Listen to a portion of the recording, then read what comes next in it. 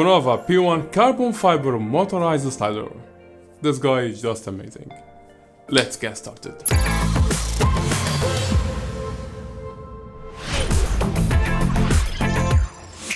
I've been looking for a motorized slider for a while to make time-lapse and beauty shots.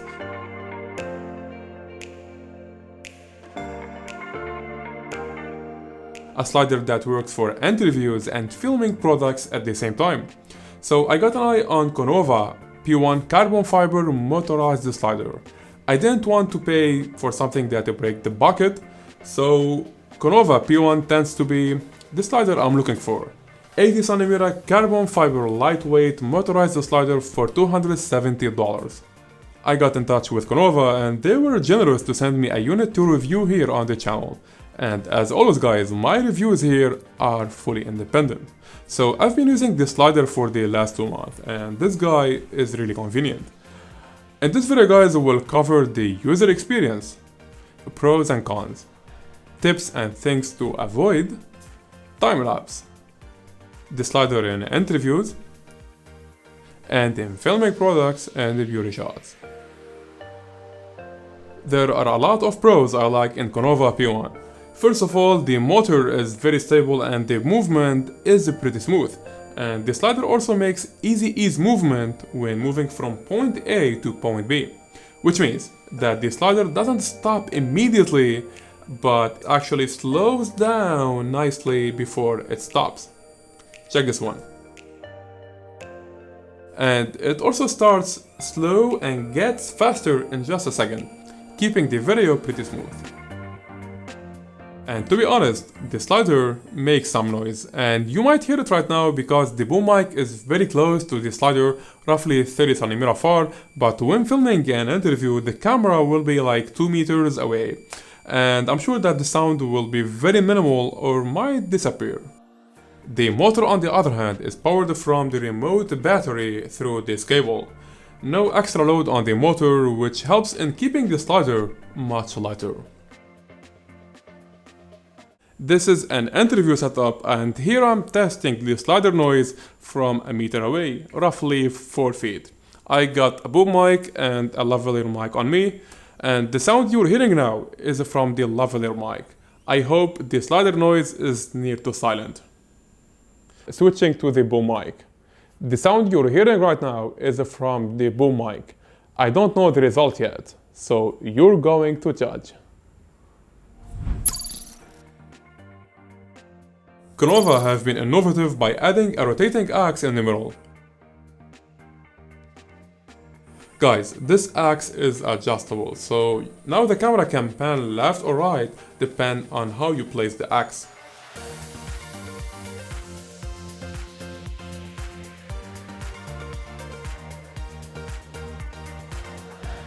And you can also make a parallax movement by keeping a subject in the middle and moving the slider left and right.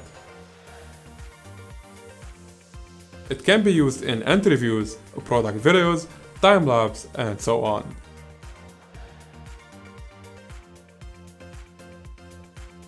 The controller menu on the other hand is very simple and straightforward, and easy to learn in just a few minutes.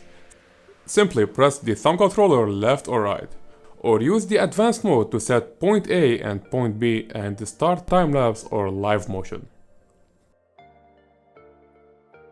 Choose the speed you like, looping on, and you're free to go. I wish if the remote thumb is sensitive, so the slider moves faster when I increase the pressure and it slows down when I release it.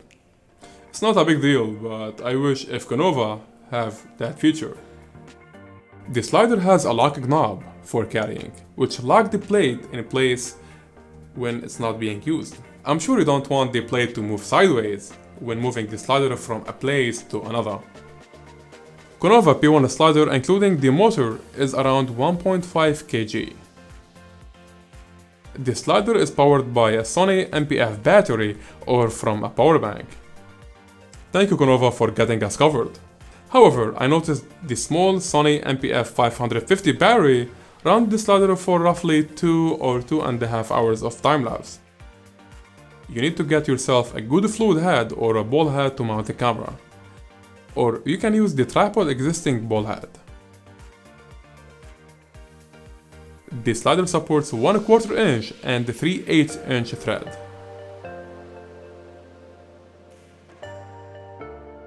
The forelegs make the slider placeable on the floor for very low angle shots, or to put it on a wall or stairs for vertical shots.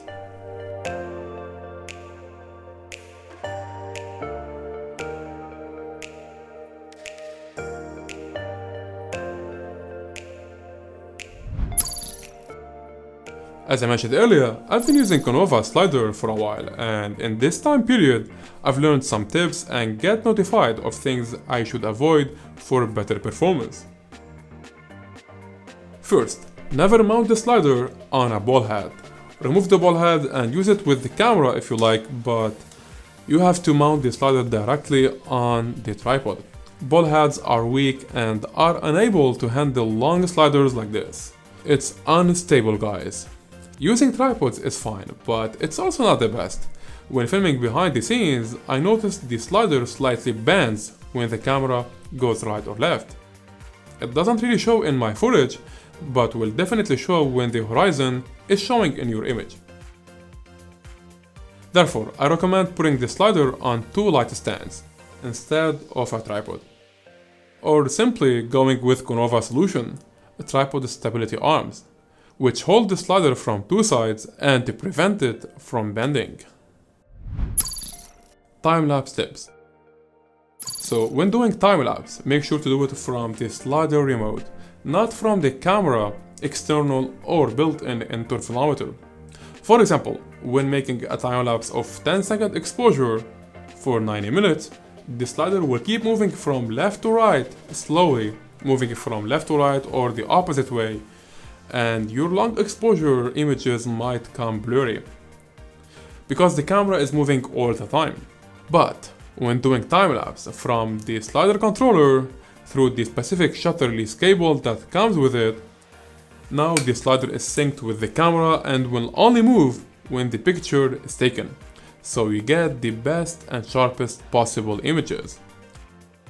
And once you place your order, Konova will ask you for your camera model in order to send you the proper shutter release cable. Alright, let me know guys if you are interested in learning how to make astrophotography time-lapse. I'm thinking to make one here on the channel.